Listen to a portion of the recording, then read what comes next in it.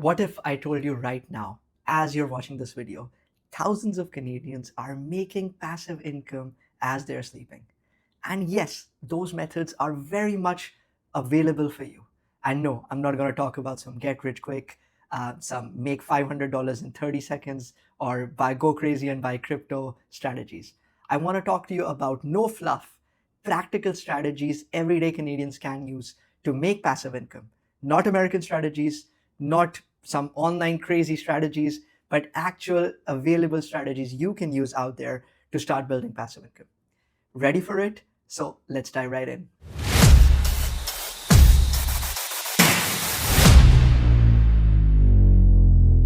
So, number one strategy is investing in hands free passive businesses.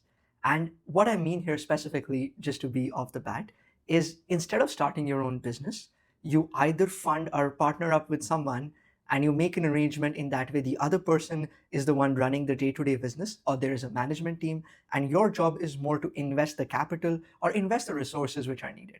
Let me give you a specific example. So one of my friends, Priya, she had another friend and a cousin family member who wanted to open or take over a laundromat business locally. Now, they were buying this particular laundromat business for about $150,000 to $200,000, and the people, her friends and cousins, did not have the money to necessarily pay for it. So what Priya did was she came up with the capital. She used some line of credit, took some money from her parents, etc., put it in, and did a partnership in the business that she does not get involved in day-to-day operations. She does go there every weekend in the start, but the other people are the ones whose responsibility is to actually run the business. Now, all three of them get a salary from the business, and they have a certain percentage with a split up based on their contribution. Now, Priya, my friend, is getting almost $2,000 to $3,000 a month, including salaries and some profit every month for the business for the last 2, 3, 4 years approximately. Now, the great thing about the strategy is she is not really involved in the business. She mostly comes into play in tax season or when they're going through the financials or making some big decisions. But this strategy is giving her such a good cash flow that she thinks she should have done many more laundromats right now. The key things to learn here is you need to find a business or a team wherein A, the business is simple and easy to understand and simple and easy to operate. The second thing, it has predictable demand and supply. So things like pizza stores, things like gas station, things like laundromats, ATM, vending machines, these are great examples. The third thing is you need a business where you can either partner up with someone who will run the show, or you can have a management team who can run the show and you do not have to be there. So these are some key things to look for when you look into the strategy. The downside here is you do need some amount of capital to start, and you can't start this with 5, 10, 15,000 typically. And the second thing is you really need someone you can trust or a management team who can run the business by itself. Another thing to note when you're looking into the strategy is you may not get a hero business. And what I mean by that is these may not be businesses which make you 30, 40, 50,000 a month. But even if they have low income, but it is no stress, I highly recommend it. Another investor of mine, his strategy is he opens popular franchises at some smaller locations. Like he'll go up to the island, the Vancouver Island area or other places and open pizza stores or sandwich franchises. And even though if he makes $2,000, $2,500 a month for all the headache, he'll make sure he hires a good manager, he pays them. But even if he makes $2,000 a month, but it's completely passive, he loves it. But the key is he has done this over 3, 4, 5 businesses, and he's making $10,000 to $15,000 a month. Why? Because he has duplicated this concept. So that is strategy number one. So strategy number two is investing in real estate with positive cash flow. And the word positive cash flow is key. Now, we all know Canadian real estate has gone crazy. Prices are all over the place. We don't know what's happening. There is uncertainty. But if you look beyond the obvious areas of Vancouver, Toronto, Mississauga, Brampton, Surrey, there are smaller towns with great cash flow potential. The big thing here is you need to find places in property where you can cash flow from the first day or right off the bat. Now, let me give you a specific example. I have an investor who's based out of New Brunswick. They recently bought a property in Moncton for, I would say around 350 to 400,000, somewhere in that range. They did 20% down. They got the remaining mortgage at 4.9%. And with the current way the rents are in Moncton, they're cash flowing after all the mortgage expenses about $600 a month. But the smart thing they've done here, and I highly recommend you do it, is if you're doing this, make sure you account for a property manager. Property managers typically take 8 to 10% of your gross rent, and it's their headache to find tenants, deal with tenants, coordinate maintenance, all that stuff. Now, if you want something which is passive, you need to find a place which cash flows, where you can get a property manager and where you can ideally attract good quality tenants and a stable market. Now, key things to look for if you are looking to invest in this, firstly is location. Personally, I think right now in the Canadian market, places like New Brunswick, Moncton, smaller towns like Windsor, Lethbridge, Saskatoon might have great cash flowing potential. So, and you can get started on this for typically 80, 100, 120,000, depending on the property price. So those are areas I would look at. I would also look at 3 or 4 major things. Number one thing I would look at is look for properties with basement or suite potential, because those things typically add value to the amount of rent you can bring and increase cash flow. Number two is I would look for places close to malls, colleges, even big institutions where you think you would attract some employees looking for housing in that area. Third thing I would look for is growth of the city, employment trends, and the overall numbers on what the city looks like. And number four, I would look into the neighborhood. If it makes sense, what are the trend, what is the opinion? And number five thing, I would look at the cap rate and always aim for a higher cap rate. Anything below 5 or 6%, I don't think I would personally recommend that in this stage, but it is your decision. So number three strategy is one of my favorite sleep well at night and peaceful sleep strategies. It's called investing in REITs and MICs. For those of you who do not know, a REIT stands for Real Estate Investment Trust. These are essentially companies which own and operate income producing properties. Majority of the time, it's commercial properties. So you invest in the companies by buying their shares, and they use that money to buy and manage these properties. Whatever money they make after all expenses, they typically distribute it amongst their investors. Uh, a MIC, this is a lesser known one, but usually has much better returns too, is a mortgage investment corporation. In this particular type of investment vehicle, they take your money and invest it in pools of mortgage. Now, there are a lot of companies who do this. You can invest in them less like you invest in a stock market, or you can also make some private investment with these companies through certain exempt market dealer statuses. But basically, what you can do here is you can invest even your registered funds like TFSA, RRSP, etc. And a lot of these companies will give you 5, 7, 10% return. Now, this is something I'm really personally excited about, and I work a lot with certain MICs. If you are looking for a list of my recommended MICs, which I personally have worked with and I highly recommend you to look into, make sure you check out the link in the description. I can send you a link with these investment recommendations free of cost. To give you specific examples for the REIT side, uh, there is a lot of REITs in Canada which offer returns between 3 to 8%. Now, if you have a $50,000 investment and you're getting a 5% return on these, that's over $200 a month you make without doing anything. All you do is just invest. Now, with certain MICs or mortgage investment corporations, you can get a higher return. In the current market, there are MICs which are giving you good 10% return, and they have a proven track record. For a 50,000 investment, that is over $400 of return every single month, which sounds great. So a couple of advantages here if you invest in TFSA or if you invest with MICs or REITs are as follows. Number one, you can start with a lower amount. If you do it in publicly traded companies, you can start with a few, 30, 40, $50, whatever the price is. If you want to invest in certain private companies, they have a minimum investment of $20,000, $25,000. The second thing is these options are relatively more, they're more liquid investments, which means you can sell them and recover your money or take your money out, depending on whether you're doing it on the public side or the private side. Number three is these are often run by big professional management teams and companies. That gives you some kind of certainty. And number four is the best thing is you can use this for tax advantages like using your TFSA, RRSPs, etc. A big thing here is to find companies with a good track record, good management, and go through their offering memorandum in detail. So number four strategy, and I think this is one of the most misunderstood ones, is investing in stock market, specifically dividend paying stocks. And no, I do not want or expect you to become a day trader, spend 6 hours every day looking at every single change in the stock you're investing in. I am talking about finding solid, foundationally good stocks or ETFs which are paying some dividends and investing money of them and letting the returns come in. So when I say dividend stocks, I'm talking about stocks which have a history of paying dividend regularly.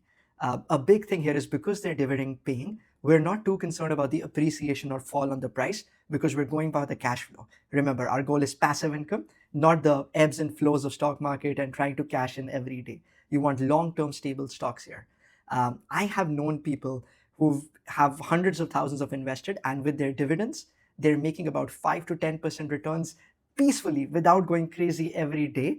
And they have done that over a period of time. Now, without giving you specific financial advice, a lot of people find companies like Enbridge, TD, uh, Fortis as some really good examples of companies who pay 4, 5, 6% dividends regularly, and they have been in operation for a while. Now, the good thing about this option is you can start as little as a few $100s. If you're by investing into certain funds, you can also use your registered funds, and these have good liquidity. You can sell them and make money anytime. The key things you want to look for when you're using this option is number one, you want to look at companies which have been around for a bit. They are publicly traded, but they have a good long history of paying dividend. Number two thing you want to look for is they have healthy cash flow. You can do some quick online research, talk to your financial advisor, but see companies which fundamentally have some cash flow rather. Number three is that you look for companies which have good market position, right? Don't look for companies which suck at what they do, but in whatever market they are at, they are some of the top ones. That usually is a good indicator of the kind of company it is. And number four is look for a company with good payout ratio. Uh, the good thing about this is so many times by using this strategy, you can also use something known as DRIP, which is a dividend reinvestment plan, in which whatever money you're making gets reinvested into the same stocks. This way, over a period of time, and when you account for compounding, this should get you really good returns. So hope the strategy makes sense. Number five is investing in private mortgages. This is one of my favorite strategies.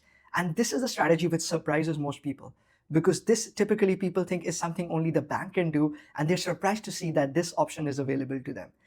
In investing in private mortgages, essentially, instead of individuals borrowing money from a bank, they borrow from other individuals. But the big thing is this loan is secured by actual real estate. The reason they go for individuals versus a typical bank or a financial institution is because they may not qualify there because of the tight bank guidelines, could be their income concerns, credit concerns, or maybe someone who's self-employed and his or her income is just out of the box for a bank. Now, let me give you a specific example. I was just working on a client. They own a property worth 500,000 with no mortgage on it. They were looking for 100,000 to take it out of the house, invest it in their business. But because they're starting a new business, they did not have established sources of income. And they do want to sell their property soon, maybe in the next 6 to 9 months. But right now is not the ideal market. So on that 100,000 loan, one of my investors lent them the money. This investment was secured by real estate, and they're making a return of almost 9 to 10% on this. They get monthly income, and it is secured against by a local property the investor knows. Now, the key advantages of investing in private mortgages is typically this has higher returns than most other fixed income options. Even in this market, you can get 7 to 13% returns in investing in private mortgages.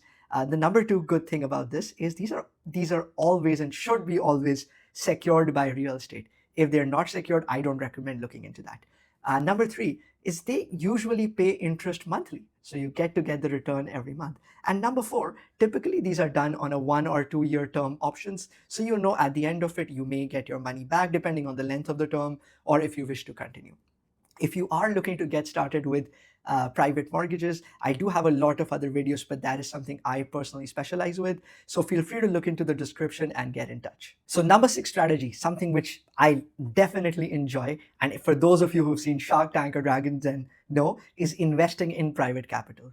which in a nutshell means you lend money or invest in businesses and you get returns from sales, revenue, their sellout, payout, whatever, but it could have a lot of different things. So let me give you a typical example of what we see on Dragon's Den. Is let's say there's a donut company and one of the big investor comes. Now this particular donut cafe company, coffee shop needs money to increase business, start marketing, or increase their inventory. You give them 100,000 and you make an agreement that you get 5% of their monthly revenue. Well, over time, you'll get the loan paid back, you make some good return, and you help a local business out. Now, this is a really simple idea, but things could get more complicated than that. You could invest in a tech business, you can give them money plus connections plus resources for X percentage of the business. And when that business scales or is making good revenue, you get your money back. Or if another investor comes and buys you out or invests in the company, that's how you make money. So this could have a lot of creative upsides and ways to make money on it. But essentially, the idea is you're either lending money or investing in a business. The big thing here is it's typically not a guaranteed or secured way as much as other investments. Because you're investing in businesses, there is risk involved. Now, you can get high returns. You know people who made 30, 40, even 50% returns on the capital they invest, but you have to know what you're doing. So two things to look out for here is look at the risk appetite and look at that there is no direct or set timeline when you invest in a business. You can get returns in 6 months, 6 years, or you can lose your capital. But a good thing here is if you do it right, you can really double, triple, quadruple your money. The key is you need to find businesses where you can add value, where maybe you know the team well, you can trust, and you know that's kind of in your field of expertise. And another part is I personally recommend when you're going into this is you need to have good liquid cash and make sure this investment does not put you in a tougher financial situation. If you do want to get started, there are some online platforms like Front Funder when you look at opportunities. But the other big thing is networking with businesses, finding angel investment groups and being an active part of it to find these opportunities. So number 7 thing, and one of the most popular options right now, is building assets which give you royalty or essentially online assets. So I want to give you some examples. YouTube channels, writing books, ebooks, making music, essentially where you create something, let's say an asset, and over time it is giving you returns. So look at someone who wrote a book and people love buying it. Every time someone buys the book, he or she makes 50 cents out of it. When millions of people buy it, she makes millions of dollars, right? The idea is you make some kind of asset which over time is paying you results. A common example of this is people making YouTube channels. Another common example is people making music on Spotify or people making books. And right now, people are making a lot of online courses and those ebooks and they're selling on Amazon. And the idea is they generate passive income. Now, if you're not someone if you're like me and you're not someone who can sing, who can, make those all like fancy books, etc. One of the key things you can do is if you're in a specialized field, make a course in whatever field you are, whether it's accounting, selling cars, make a specialized course which people will find value on. Put it on certain platforms and sell it for a cheap price. You can sell it for $10, $20, $30. But once you make it and that's your initial investment, over time, whatever people buy, you make money out of it. And you don't have to necessarily repeat the effort every single time. You've just made it once and then you let marketing and time do its job. Now, this is not as easy as it sounds. You do have to do your own research, see what are the options you can do. And it is something which is tougher to crack in. But if you do, this option has one of the best returns. So there you have it, 7 actual legitimate ways to build passive income. One thing you need to remember is none of this happens overnight. If you're out there eager to make passive income, honestly, no, there is no get passive rich quick. There's no thing like that. You can't spend $5,000 in a 2-hour course and come out of there with a passive income. This will take time. This will take effort. This will be tougher than most people tell you. And you can't do that off just one video alone. You need to find what option works for you with where you are. You need to give it time and you need to let the magic of compound effect work. You need to work on these long enough that success kicks in and you end up with passive income. And the key thing about these things is you can do a lot of these together. You can buy a rental property, invest in stocks, invest in private mortgages, and do multiple things at the same time. You need to see what is right for you, but don't fall for the traps online. Now, I hope you found this video helpful. And if you like this content, make sure you subscribe, leave a comment, and see you next time.